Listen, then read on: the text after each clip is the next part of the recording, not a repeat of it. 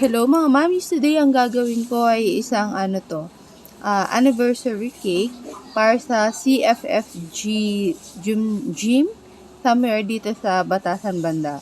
Ano yung design nito? Para siyang mga barbell plate.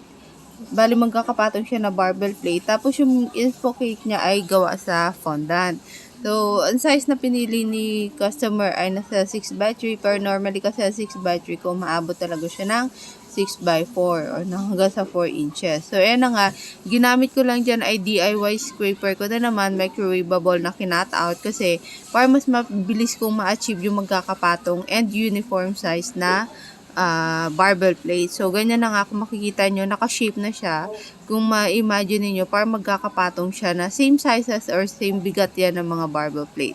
Tapos, lalagyan ko lang yan siya ng ng parang medyo ungkab. Tukab.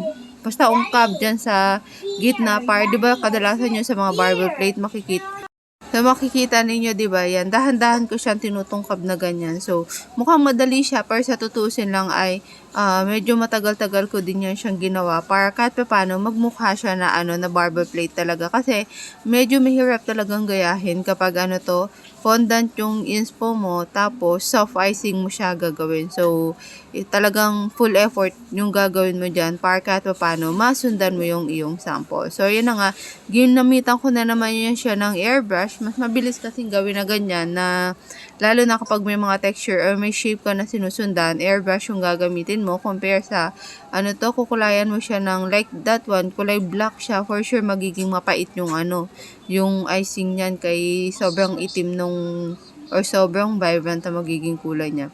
Normally, kapag yung sa ganyan, na kulay white, tapos nag-airbrush ako, dalawang patong ko yan siya ginagawa. Like, gabi, nag-apply ako, then sa morning, bago ko i-deliver, or basta on the day ng delivery, pinapatungan ko kasi siya ulit ng kulay para mas mag-darken siya. Kapag hindi ako nag-first coat ng may kulay. So, ganyan na nga. Ayan na yung greeting sa ibaba. CFFG first year anniversary.